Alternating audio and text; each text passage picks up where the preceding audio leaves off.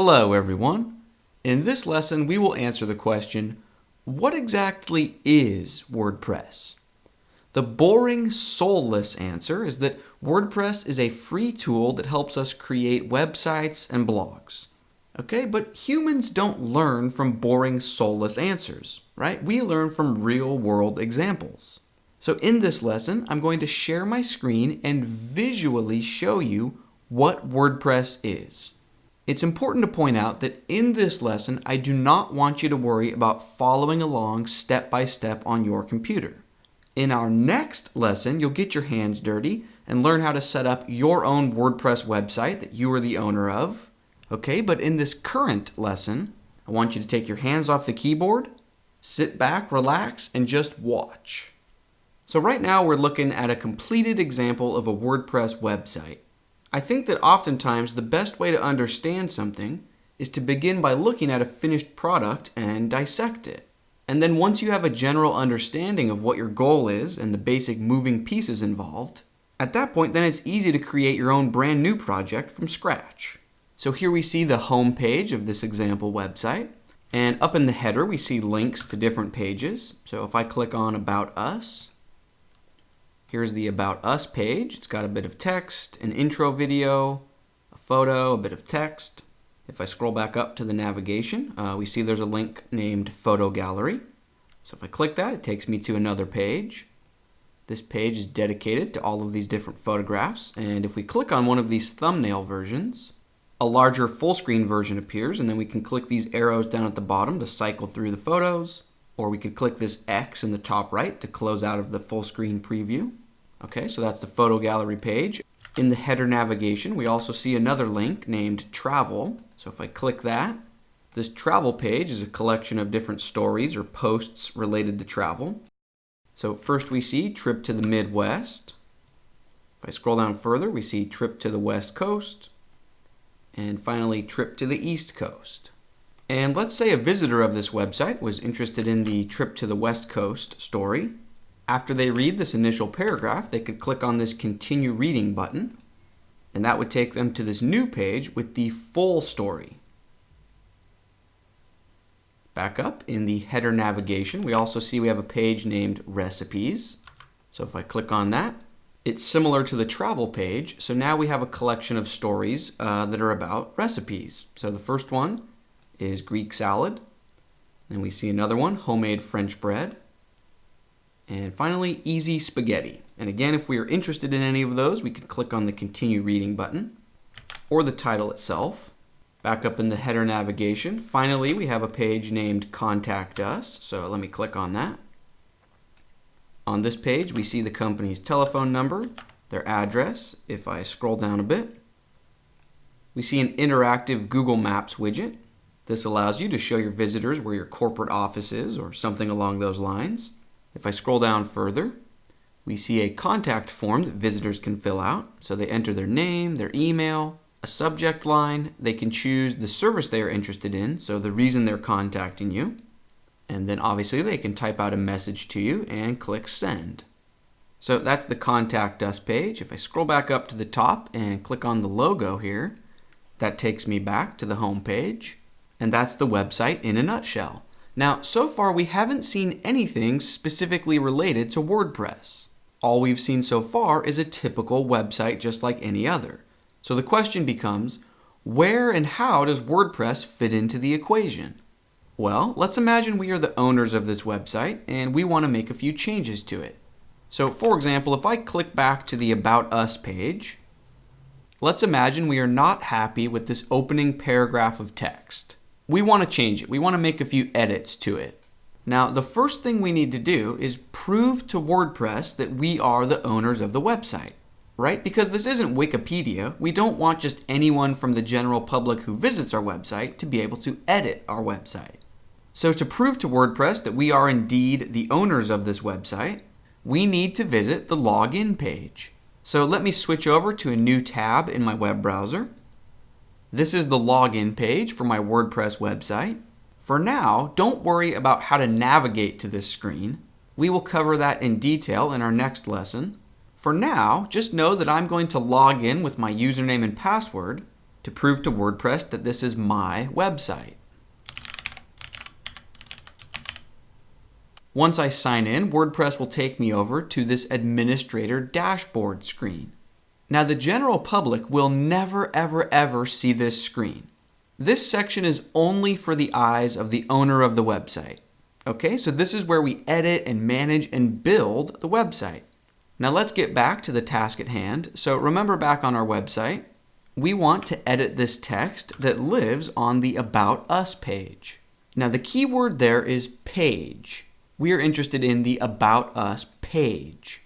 So over in the administrator dashboard, along the left-hand side of the screen, there's an item in this menu named Pages. So I'm going to click that. And then WordPress will show me a list of all of the pages on my website. There's no limit to how many pages you can have on a WordPress site. If we did want to create a new one, we could just click this button that says Add New. But in our case right now, we don't want to create a new page. We want to edit the existing About Us page. So here it is. It's the first page in the list. So I'll click that. And now from this screen, I can edit the page. If I wanted to change the title of the page, I could use this field. So I can type here, but we want to leave the title About Us. Remember, our goal was to edit this intro paragraph. So maybe after this first sentence, I want to add a new sentence that reads, "Our company has been around for over a decade." Maybe I even want this new sentence to be bold, so I can just use my cursor to highlight the text. And then within this menu, we see the traditional B icon for bold. Perfect. Okay, so at this point, I'm happy with my change. I want to save my change. So over on the right-hand corner of the screen, I want to click this blue Update button. All right, my changes were successfully saved. And now, if we jump back to the public-facing website that anyone in the world can see, if I refresh this About Us page, there we see our new sentence. All right, let's give ourselves another example task. So for example, over on the travel page of my website, let's imagine that we are not happy with the intro paragraph for the trip to the West Coast story. So maybe we want to make an edit to this text. Now you might think that our first step is to head back over to the administrator dashboard of WordPress and click on Pages in the sidebar. But you'll notice that Trip to the West Coast is nowhere to be seen in this list of pages. And that's because the Trip to the West Coast story is not a page. It is a post. So what's the difference between a page and a post?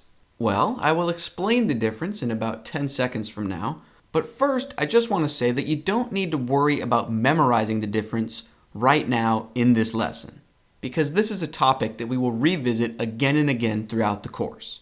But for now, I will say that a page is an independent entity. It's something that can stand on its own, right? So we saw an example of that in the About Us page, whereas a post is part of a collection of multiple posts. So in this instance, the West Coast trip story is a part of a collection of travel-related posts. And if we want to make changes to it, we can just look in the left-hand sidebar menu of the WordPress Administrator dashboard and click on this menu item named Posts. All right, here we see a list of all of the posts on the website. Greek salad, homemade French bread, easy spaghetti, trip to the Midwest. Aha, trip to the West Coast. This is the one I want to edit, so I click it. Let's imagine I want to add a new sentence after this first sentence, so I just place my cursor here. The trip lasted 3 days and was wonderful. I'm happy with that change, so then I would click this blue Update button on the right-hand side of the screen. But before I do that, I want to point out a little something about this Categories menu. This Trip to the West Coast story shows up under Travel on my website because that's the category that we've assigned it.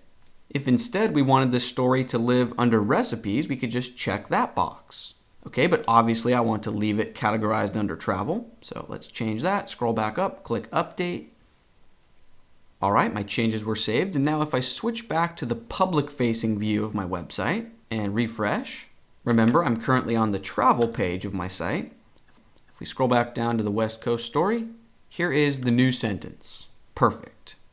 Now, believe it or not, over the last 10 minutes, you've just learned about 90% of WordPress. Pages and posts are the heart and soul of WordPress websites. It's really that simple. Now, before we bring this lesson to a close, here's a review of the key points that I want you to walk away with from this video. I have 4 main points. Number 1, we have the public-facing portion of the website that the entire world can see. Number 2, we have the administrator dashboard screens that only the owner of the website has access to, and that's where they manage the website from. Number 3, we have pages and we have posts. And our 4th and final point is one that I didn't verbalize until right now, but you may have picked up on it subconsciously. And that is that in WordPress, there's a separation between content and presentation. So what does that phrase mean, separating our content from our presentation? Well, let's define our terms. So content in this context refers to the titles of our pages and posts, and to the actual paragraphs of text, right? So content refers to our raw data. Presentation refers to the design of our website. So the colors, the spacing, the layout, the fonts, typography, the header, the footer. You get the point. Presentation refers to design or stylistic choices. Now in this lesson, we only saw examples of how to edit content. We did not learn how to edit presentation.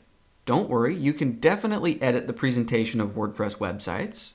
You are not locked into this design or theme. We'll learn how to change our presentation later on in the course. But I did want to mention that concept of separating content from presentation as early in the course as possible, because it's a big part of what makes WordPress so powerful and flexible. And it's an idea that we'll circle back to many times in the course. All right, that's going to do it for this lesson. In our next lesson, you'll learn how to create your very own new WordPress website. It will start out as a completely empty, blank canvas, but you'll be the administrator of it. It'll be your blank canvas to work with. Also, I will be hitting the metaphorical reset button, and I'll start with a brand new empty WordPress website as well, so that way you and I can move forward together step by step. I'm excited to start rolling along and seeing what you'll create with WordPress. Let's keep things moving, and I'll see you in the next lesson.